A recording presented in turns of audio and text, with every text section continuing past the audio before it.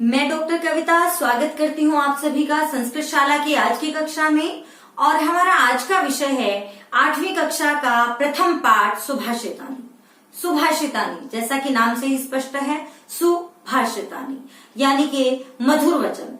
केवल मधुर वचन नहीं, वे वचन जो सुनने में मीठे भी हैं और साथ ही साथ हमारे जीवन को बहुत शिक्षाप्रद है, हमारे जीवन को शिक्षा देने वाले भी हैं। तो ये पाठ करने से पहले एक और जरूरी सूचना, देखिए इस पाठ का अभ्यास जो है उसके लिए एक अलग वीडियो बनाई गई है और उसके लिए डिस्क्रिप्शन बॉक्स में आपको एक लिंक दिया गया है जिस पर जाकर आप अभ्यास की वो वीडियो भी देख सकते हैं। और अब आपको 6ठी से लेके 12वीं तक का लगभग सारा मटेरियल जो है संस्कृत शाला पर उपलब्ध हो सकेगा। और यदि आप हमारे चैनल पर नए हैं तो आप हमारे चैनल को सब्सक्राइब कर सकते हैं ताकि हमारी जो भी पाठ्य सामग्री है वो सरलता से आप तक पहुंच सके। और मित्रों, साथ में हमारा प्रयास रहेगा कि इस पर जितने भी गीत हमें आते हैं या हम यहाँ पर उपलब्ध करवा सकते हैं वो आपको उपलब्ध करवाएं। तो चलिए आरंभ करते हैं हम हमारा पाठ सुभाषितानी। तो आरंभ करते हैं सुभाषितानी। जैसा कि हमारी पहले भी चर्चा हुई है, सुभाषितानी यानी कि सुभाषित, मधुर वचन। और ये वचन केवल मधुर नहीं है, ये सुभाषित इसलिए भी है, सु के दो अर्थ होते हैं, मधुर भी और अच्छे भी। ये मधुर होने के साथ साथ हितकारी भी वचन है। और जो इस पाठ में हमारे जो श्लोक संग्रहित हैं वो सुक्ति मंजरी, नीति शतकम, मनुस्मृति, शिशुपाल वधम और पंचतंत्रम इत्यादि ग्रंथों से, इत्यादि जो हमारा साहित्य है इससे लिए गए हैं। तो चलिए आरंभ करते हैं। पहले गीत गायन करते हैं, श्लोकों का गायन करते हैं और उसके बाद आरंभ करते हैं हमारे श्लोकों की व्याख्या। मेरे साथ आप भी गाएंगे तो आपको आनंद आएगा। गुणा गुणज्ञेषु गुणाः भवन्ति, ते निर्गुणं प्राप्य भवन्ति दोषाः, सुस्वादुतोयाः प्रभवन्ति नद्यः, समुद्रमासाद्य भवन्त्यपेयाः। गुणाः गुणज्ञेषु गुणाः भवन्ति, जो गुण हैं, गुणाः, एक बार हम पदच्छेद कर लेते हैं इसका, कोई शब्द अगर अलग करने का है। गुणाः यानी कि गुण, गुणज्ञेषु गुण को जानने वालों में, गुणाः गुण, भवन्ति होते हैं, ते वही, निर्गुणम प्राप्य निर्गुण व्यक्ति के पास पहुंचकर या निर्गुणों में पहुंचकर, भवन्ति हो जाते हैं, दोषा दोष। सुस्वादु तोया, अत्यंत मधुर जल वाली, तोय होता है पानी, सुस्वादु अत्यंत मधुर, अत्यंत मधुर पानी वाली, प्रभवंती होती हैं नद्यः नदियां। और समुद्रम आसाद्य, लेकिन समुद्र को आसाध्य प्राप्त करके, समुद्र में पहुंचकर, भवन्त्यपेयाः, अलग अलग करेंगे, भवन्ति जमा अपेया, भवन्ति जमा अपेयः, दो शब्द हैं यहाँ पर। आप देख रहे हैं कि यहाँ पर सिर्फ संधि भवन्ति अपेयः और यहाँ अलग अलग शब्द है, समुद्रम जमा आसाद्य। अन्य यहाँ पर कहीं भी कोई शब्द मिला हुआ नहीं है, सभी अलग अलग ही हैं। अब इसको अन्वय की दृष्टि से हम देख लेते हैं। पहली लाइन यूं की यूं ही है, गुणाः गुणज्ञेषु गुणाः भवन्ति।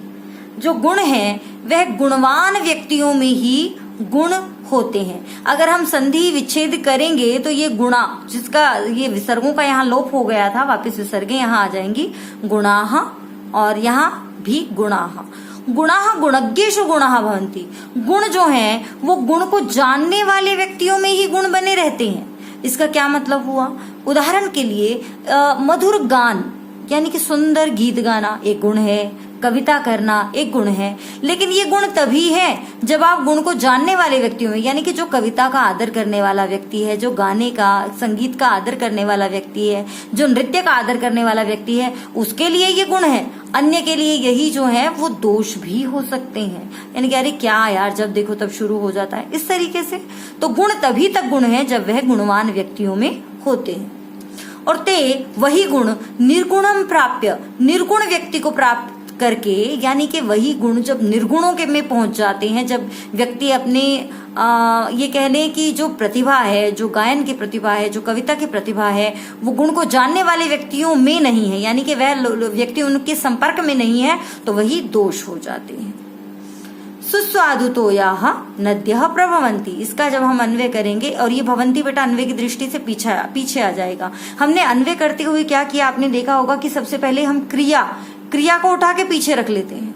जैसे यहाँ क्रिया है भवंती, तो हमने भवंती सबसे पहले हम क्रिया को छांट लेते हैं क्योंकि क्रिया अंत में आएगी। फिर क्रिया का कर्ता कौन है, यानी कि क्या होते हैं, गुण होते हैं, गुणाः भवन्ति। अब बाकी जो भी बच गया वो बीच में आता चला जाएगा। तो गुणाः भवन्ति, गुण होते हैं, गुणाः भवन्ति, गुण होते हैं। गुण कहाँ गुण होते हैं, गुणाः गुणज्ञेषु गुणाः भवन्ति। तो ये अन्वय हो जाएगा कि गुण जो है वे गुण को जानने वाले व्यक्तियों में ही गुण होते हैं। और फिर अगली लाइन का देखो, आपको मिल गई होगी क्रिया भवन्ति, ते और वही गुण दोषाः भवन्ति, दोष बन जाते हैं। अब यहाँ पर कर्ता दोष है, ते दोषाः भवन्ति, वही दोष हो जाते हैं। कब, ते निर्गुणम प्राप्य दोषाः भवन्ति, वे निर्गुण व्यक्ति को प्राप्त करके दोष बन जाते हैं। फिर आगे देखते हैं, सुस्वादुतोयाः प्रभवन्ति नद्यः। फिर देखिए यहाँ पर क्रिया है प्रभवन्ति, क्या, नद्यः। तो नद्यः पहले ले लीजिए, नद्यः नदियां, सुस्वादुतोयाः प्रभवन्ति, नदियां मीठे जल वाली होती हैं। फिर आगे कहता है, फिर से क्रिया हमारी यहाँ पर है भवन्ति, ले लीजिए, भवन्ति आ गया अंत में।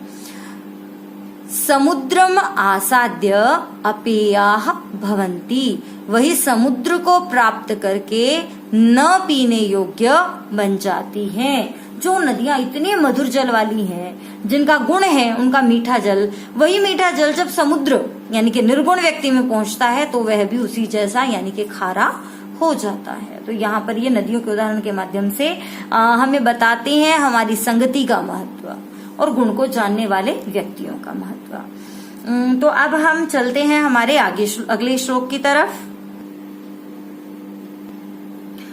पर उससे पहले हम जरा इसमें से कुछ प्रश्न क्योंकि आपके पास पठित का अभ्यास जो है, अपठित का अभ्यास भी पठित से होगा और पठित का तो पठित से होगा ही। तो चलिए हम कुछ प्रश्नों का भी अभ्यास कर लेते हैं। जैसे हमारे पास पेपर में आते हैं प्रश्न, एक पदेन उत्तरतः, पूर्ण वाक्येन उत्तरतः, तो ऐसे कुछ प्रश्नों का अभ्यास हम करते चलेंगे। यहाँ पर मेरा पहला प्रश्न है, आप ध्यान से प्रश्न को सुनिएगा, उसे ढूंढने की कोशिश कीजिएगा। पहला प्रश्न है, गुणाः केषु गुणाः भवन्ति, गुणाः केषु गुणाः भवन्ति। मुझे लगता है आपको उत्तर मिल गया होगा। गुणाः केषु गुणाः भवन्ति, गुण किन में गुण बने रहते हैं, तो गुणाः गुणज्ञेषु गुणाः भवन्ति, गुण गुणवान व्यक्तियों में ही गुण बने रहते हैं। अगला प्रश्न ध्यान से सुनिएगा, नद्यः, जैसे ही मैं शब्द बोल रही हूं आप तुरंत उस शब्द पर पहुंचिए श्लोक में। नद्यः सुस्वादुतोयाः प्रभवन्ति, नद्यः सुस्वादुतोयाः प्रभवन्ति। अब मेरा प्रश्न ध्यान से सुनिएगा, नद्यः कीदृश्यः प्रभवन्ति, नद्यः कीदृश्यः प्रभवन्ति। तो नद्यः कीदृश्यः प्रभवन्ति, कीदृश्यः कैसी होती हैं, कैसी, इसका उत्तर आएगा सुस्वादुतोयाः, नद्यः सुस्वादुतोयाः प्रभवन्ति। ये दोनों तरीके से आ सकता है, एक पदेन में भी आ सकता है। अगर एक पदेन में आएगा तो आपका उत्तर बनेगा सुस्वादुतोयाः, अगर पूर्ण वाक्येन में आएगा तो आपका उत्तर बनेगा नद्यः सुस्वादुतोयाः प्रभवन्ति। चलिए अगला श्लोक करते हैं। साहित्य संगीत कला विहीनः साक्षात् पशुः पुच्छ विषाणहीनः तृणं न खादन्नपि जीवमानः तद्भागधेयं परमं पशूनाम्। देखिए बेटा, यहाँ पर कुछ शब्द आए हैं जो हम पहले इसको अलग अलग कर लेते हैं। साहित्य, संगीत, कला, विहीनः।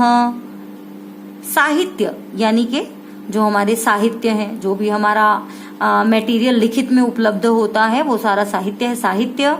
संगीत यानी कि जो म्यूजिकल है, जो भी कला षोडश कलाएं वैसे संस्कृत में प्रसिद्ध है। कोई भी कला, चाहे वो मिट्टी के बर्तन बनाने की ही कला क्यों ना हो, चाहे कोई भी कला कोई भी हो सकती है, चाहे वो भाषण कला क्यों ना हो, बोलने की बढ़िया कला क्यों ना हो, कला विहीनः, इन सभी से रहित।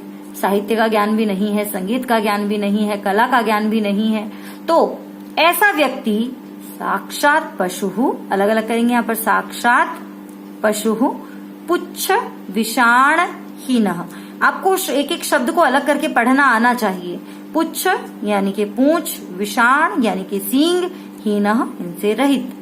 तृणम न, तिनके या घास, यहाँ पर इसका अर्थ है घास, घास।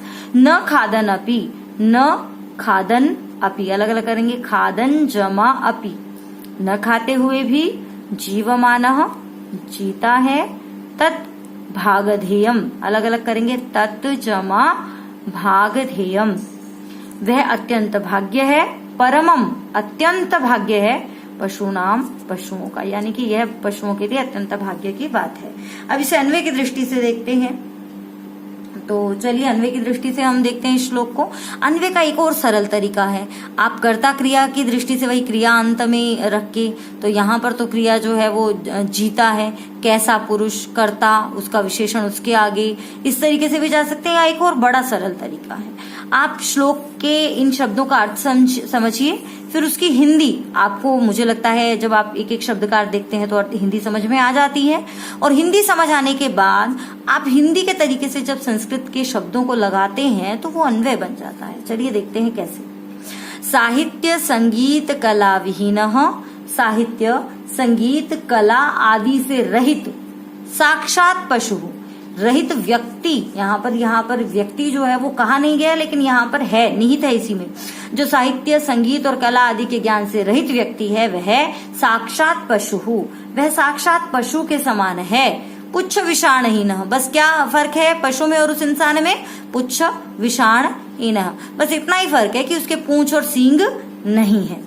फिर कहा है तृणम न खादन अपि, और वह जो तिनके यानी कि घास आदि न खाते हुए भी जीवमानः जीवित रहता है, तत् पशुनाम परमम भागधेयम। देखिए बाकी तो लगभग ऐसे का ऐसा रहा है, तीनों लाइनों में कोई फर्क नहीं आया, सिर्फ चौथी जो लाइन है हमारी इसमें थोड़ा सा फर्क पड़ा है, क्योंकि इसको अगर हम हिंदी के तरीके से देखेंगे तो वह पशुओं का परम सौभाग्य है, तो वह तत् पशुनाम पशुओं का परमम भागधेयम अत्यंत सौभाग्य है। देखिए बेटा यहाँ पर कहा गया है कि कोई कला, किसी संगीत का ज्ञान, कोई साहित्य का ज्ञान आपके पास जरूर होना चाहिए। जिसके पास न साहित्य, न संगीत, न कला, किसी भी चीज का ज्ञान नहीं है, तो वो व्यक्ति और पशु में कोई ज्यादा फर्क नहीं है, वो व्यक्ति पशु के समान ही है, बस इतना ही फर्क है। अगर हम यूं कहें ना कि फर्क क्या है, नहीं फर्क तो है, तो क्या फर्क है? बस इतना ही फर्क है कि उसकी पूंछ और सींग नहीं होते।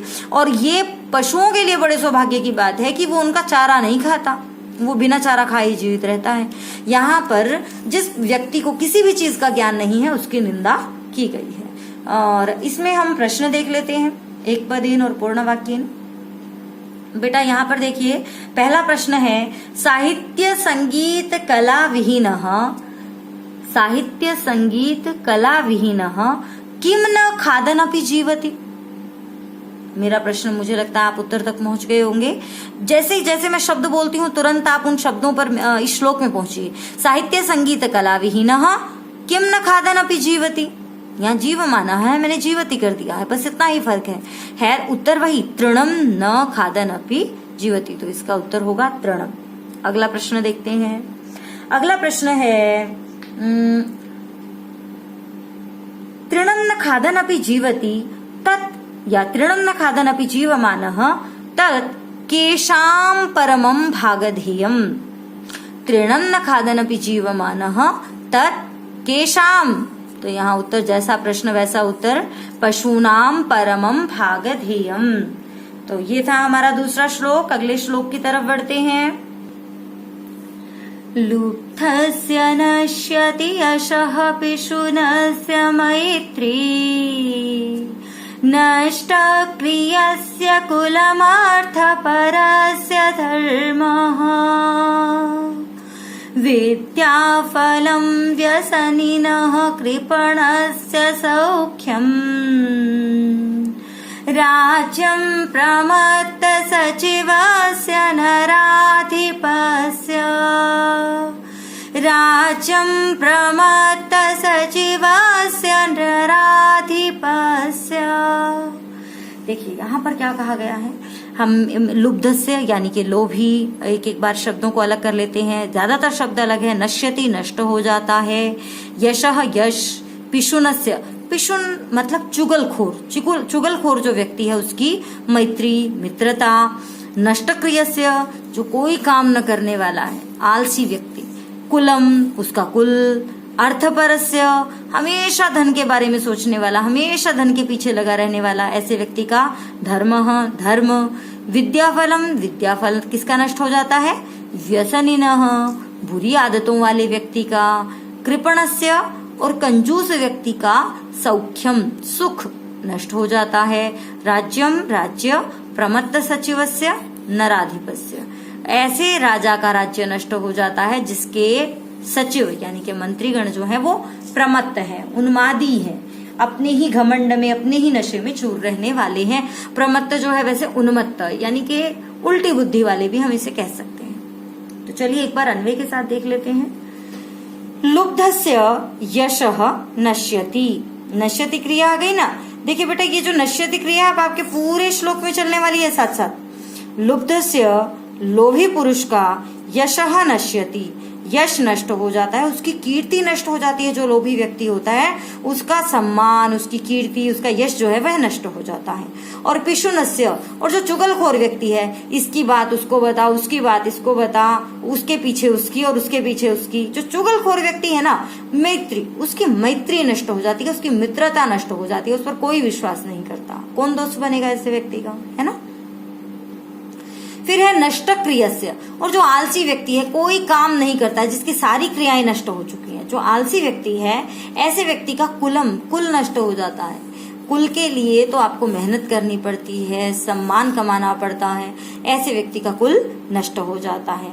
और अर्थपरस्य हमेशा धन के पीछे लगे रहने वाले व्यक्ति का धर्मः, धर्म नष्ट हो जाता है। यहाँ पर क्या मतलब हुआ धर्मः। देखिए बेटा जो व्यक्ति सिर्फ और सिर्फ पैसे के पीछे लगा रहता है तो वो कई बार धर्म अधर्म में भेद नहीं जान पाता, पहली बात। दूसरी बात, वो पैसे खर्च करके धर्म करना जानता ही नहीं है, ये भी दूसरी बात हो सकती है। तो जो पैसे के पीछे लगा रहने वाला व्यक्ति है उसका धर्म नष्ट हो जाता है। फिर कहा गया है व्यसनिनः, जो व्यसन करने वाला व्यक्ति है। व्यसन क्या होता है, व्यसन यानी कि बुरी आदतें। जो बुरी आदतों वाला व्यक्ति है उसका विद्या रूपी फल नष्ट हो जाता है। और पता है आपको, व्यसन जो है संस्कृत साहित्य में आलस्य को भी एक व्यसन कहा गया है। जो आलसी व्यक्ति है उसका विद्या रूपी फल नष्ट हो जाता है। आलस जो करेगा वो कभी विद्या को प्राप्त नहीं कर सकता। और कृपणस्य सौख्यम, और जो कंजूस व्यक्ति है उसके पास करोड़ों की धन दौलत होने के बाद भी वो उसका सुखी अनुभव नहीं कर सकता। वो तो केवल इकट्ठा करने में लगा रहता है, कभी सुखी नहीं हो सकता। और जोड़ना है और जोड़ना है। जो कंजूस व्यक्ति है वो भी कभी सुखी नहीं रह सकता। यानी कि कृपण व्यक्ति का सौख्यम नश्यति, कृपण व्यक्ति का सुख नष्ट हो जाता है। और प्रमत्त सचिवस्य नराधिपस्य, अन्वय के साथ कर रहे हैं अब हम। व्यसनिनः विद्याफलम नश्यति, कृपणस्य सौख्यम नश्यति, अन्वय देख रहे हैं आप। लुब्धस्य यशः नश्यति, पिशुनस्य मैत्री नश्यति, नष्टक्रियस्य कुलम नश्यति, अर्थपरस्य धर्मः नश्यति, व्यसनिनः विद्याफलम नश्यति और कृपणस्य सौख्यम नश्यति।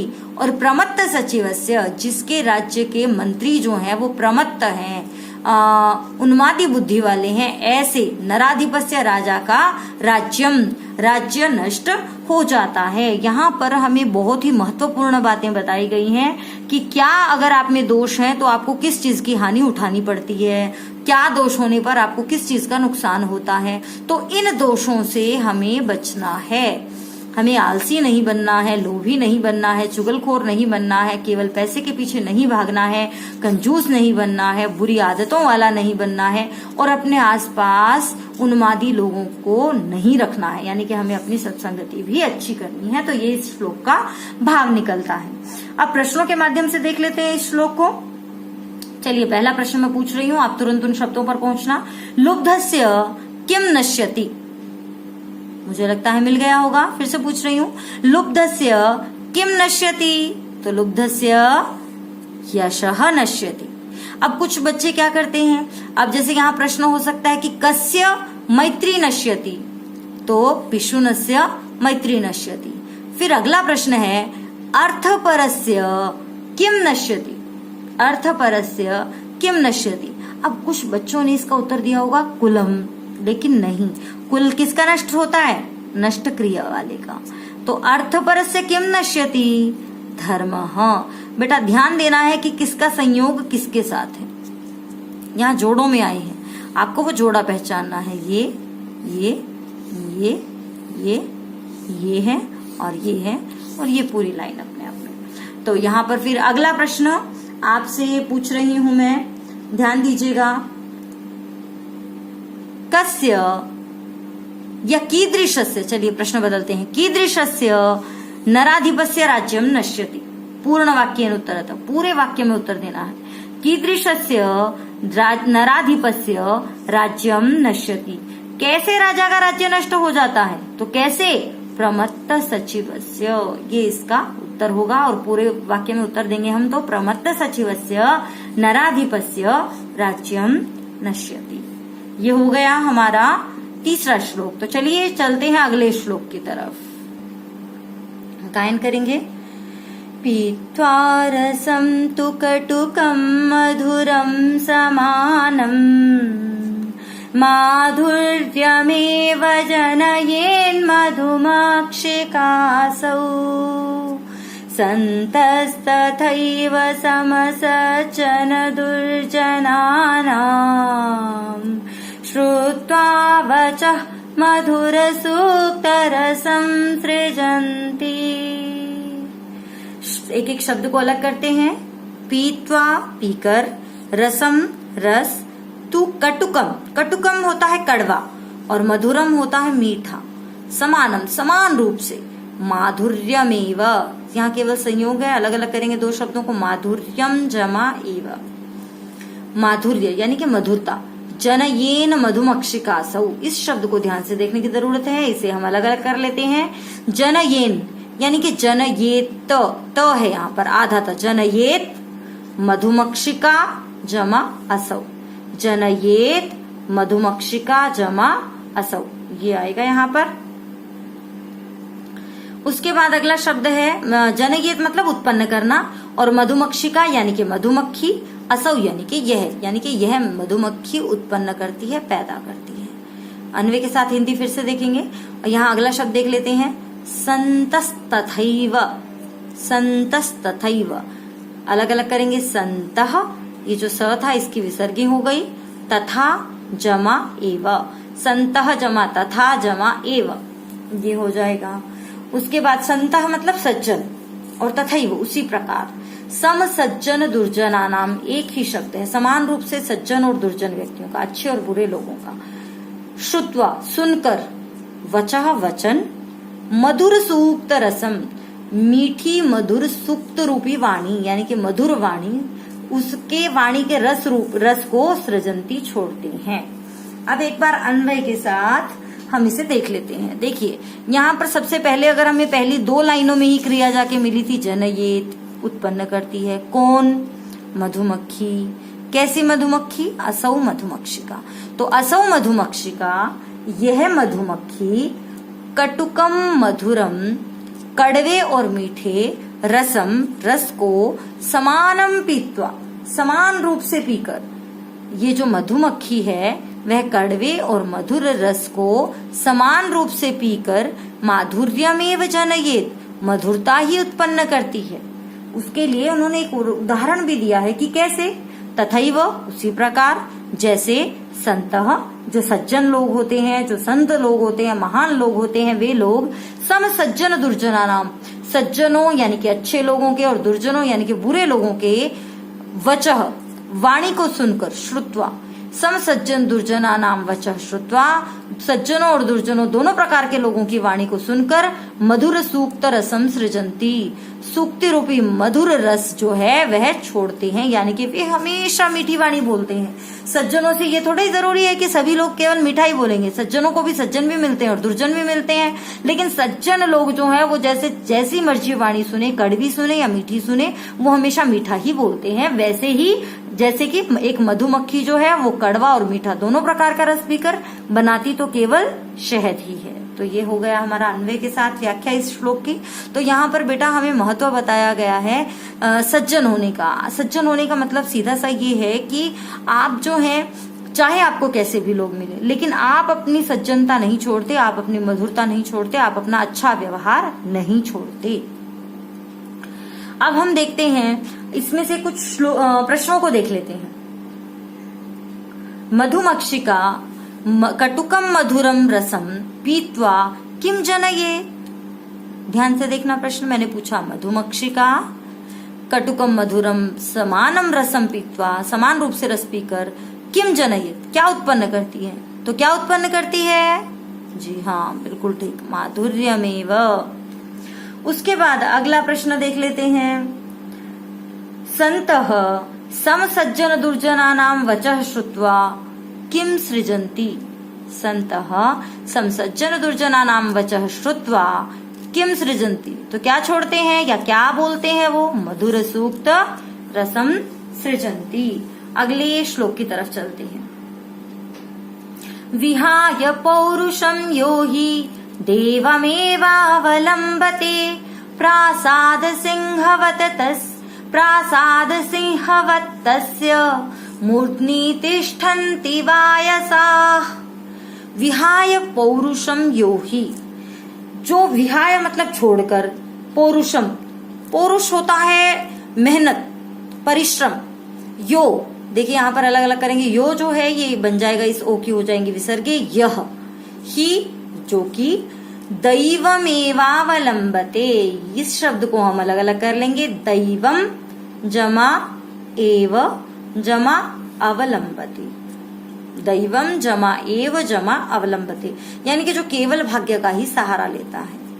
प्रासाद सिंहवत, राजमहल के शेर की तरह, राजमहल के शेर की तरह, तस्य उसके, मूर्ध्नि सिर पर, तिष्ठन्ति बैठते हैं, वायसाह कौवे। तो अब इस श्लोक को हम अन्वय के साथ देख लेते हैं। यह पौरुषम विहाय, हिंदी के हिसाब से देखेंगे तो देखो यही बन रहा है क्या, कि जो मेहनत करना छोड़कर, यह पौरुषम विहाय, जो मेहनत करना छोड़कर, देवम एव अवलंबते, केवल भाग्य का ही सहारा लेता है, ही देवम एव अवलंबते, जो अपना मेहनत करना छोड़ देता और केवल भाग्य के भरोसे बैठ जाता है कि मेरे भाग्य में होगा तो मुझे जरूर मिलेगा, या मेरे भाग्य में नहीं है तो मैं जितनी मर्जी मेहनत कर लूं मुझे नहीं मिलेगा। तो ऐसे व्यक्ति के लिए बात कही गई है। तो क्या होगा?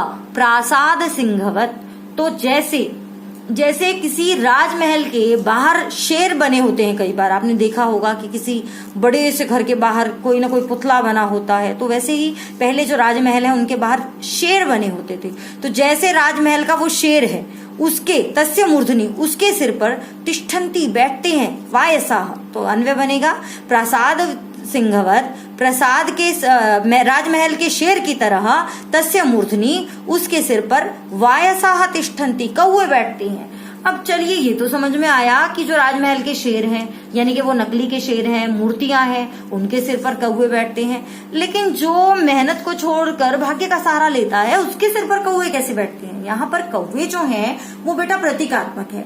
यहाँ पर कौवे होने का मतलब है कि जो उससे कम योग्यता वाले लोग हैं वो उसके सिर पर चढ़ के उस पर हुक्म चलाते हैं, और वो अपनी योग्यता होते हुए भी केवल भाग्य के सहारे रहने के कारण कभी ऊपर नहीं उठ पाता। ये यहाँ पर बताया गया है। तो यहाँ पर मुख्य भाव यही है कि हमें हर स्थिति में मेहनत करनी चाहिए, परिश्रम करना चाहिए। हमें परिश्रम को त्याग कर केवल भाग्य के सहारे कभी नहीं बैठना चाहिए, वरना हमारी भी स्थिति एक राजमहल के शेर की तरह हो जाएगी, जिसके शेर के सिर पर कौवे बैठेंगे। तो ये बात समझने की है यहाँ पर। अब चलते हैं इसके प्रश्नों की तरफ। पहला प्रश्न है, यह किम विहाय देवम अवलंबते। किम विहाय मिला क्या छोड़कर?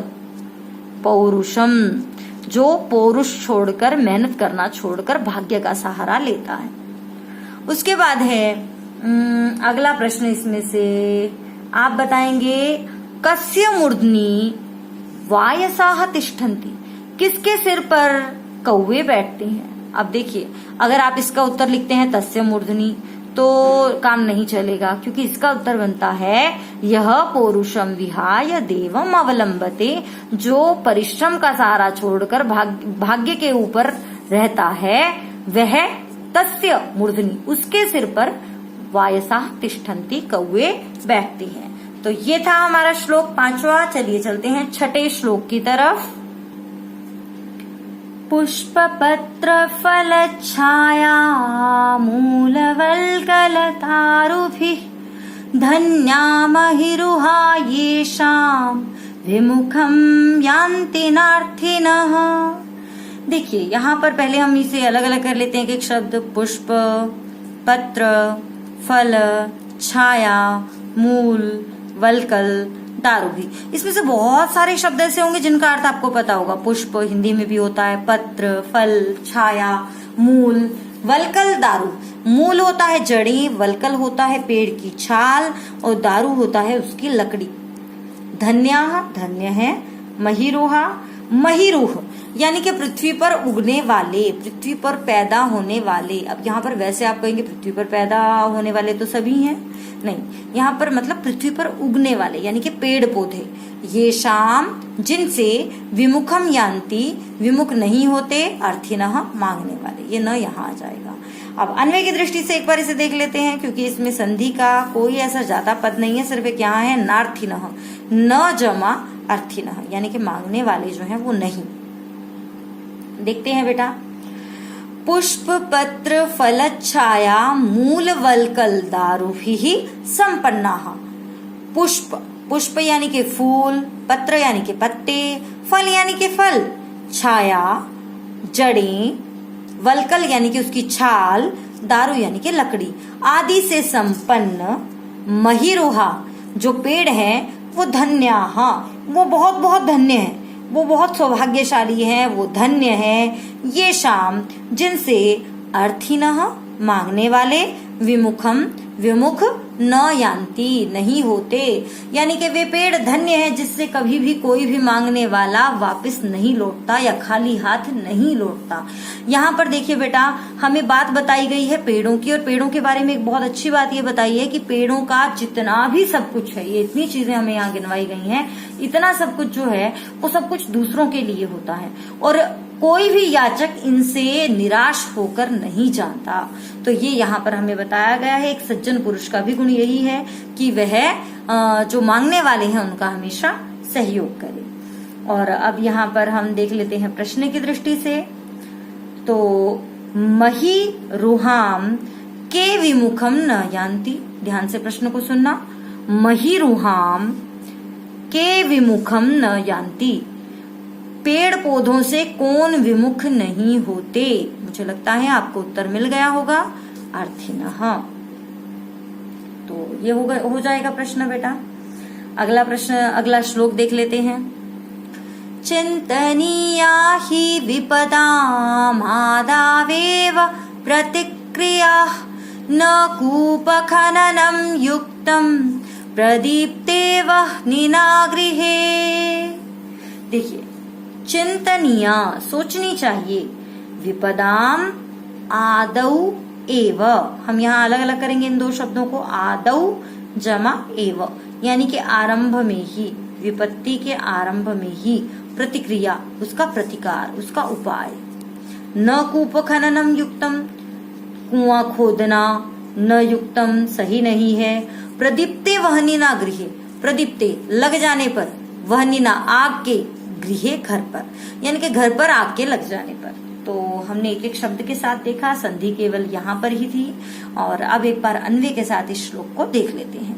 विपदाम, विपत्ति के समय में, क्योंकि चिंतनीय क्रिया है तो वो अंत में जाएगी। विपदाम विपत्ति के समय में, आदौ एव सबसे आरंभ में ही, प्रतिक्रिया चिंतनीय उपाय सोचना चाहिए। जब विपत्ति पड़े उसमें पहले ही आपको, यानी कि जब विपत्ति आरंभ हुई है तभी उसका उपाय सोच लेना चाहिए ही, क्योंकि वहनिना गृह प्रदीप्ते, अग्नि से घर के जलने पर, कूप खननम कुआं खोदना न युक्तम सही नहीं है। ये तो बहुत बढ़िया बात बताई है कि अगर घर में आग लग जाए तब कोई कुआं खोदेगा तो क्या वो घर की आग बुझा पाएगा? बिल्कुल भी नहीं, तब तक तो घर जल के राख हो जाएगा।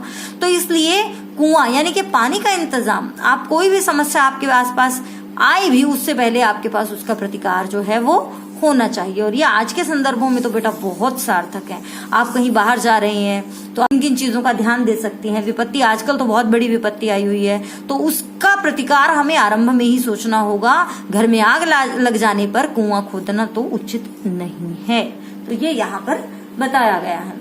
और अब जो है इसमें से कुछ प्रश्न देख लेते हैं। विपदाम आदौ एव काह चिंतनीय। प्रश्न है विपदाम आदौ एव काह चिंतनीय, विपत्ति के आदि में ही, आरंभ में ही क्या सोचना चाहिए? उत्तर बिल्कुल सही, प्रतिक्रिया। उसके बाद अगला प्रश्न है गृहे प्रदीप्ते या कदा कूप खननम न युक्तम। और आसान कर दिया है प्रश्नों को। कदा कूप खननम न युक्तम, कदा कूप खननम न युक्तम, कब कुआं खोदना सही नहीं है? वहनिना गृहे प्रदीप्ते कूप खननम न युक्तम, घर में आग लग जाने पर कुआं खोदना उचित नहीं है। तो बेटा ये था हमारा श्लोक, और इस श्लोक में हमने प्रश्न भी किए, हिंदी भी की, उसका भाव भी किया, पदच्छेद भी किया। इसका जो अभ्यास है वो आपको एक अलग वीडियो के माध्यम से मिल जाएगा, और उस वीडियो का लिंक जो है डिस्क्रिप्शन बॉक्स में दे दिया जाएगा। आप वहां से उस लिंक पर जाकर इसका अभ्यास देख सकते हो। और बेटा मैं आशा करती हूँ कि आपको समझ में आ गया होगा, और अगर आपको समझ में आ गया है तो, और इसको गाने के लिए आप जो है आपको एक छंदों का परिचय जिसमें दिया गया है, छंदों की वीडियो भी एक डाल दी जाएगी। अगर आप संस्कृत के श्लोकों को गाने के इच्छुक हैं तो वहां से आप श्लोक गायन देख सकते हैं। और ये वीडियो पसंद आई हो तो चैनल को सब्सक्राइब जरूर कीजिएगा और इस वीडियो को लाइक कीजिएगा। धन्यवाद।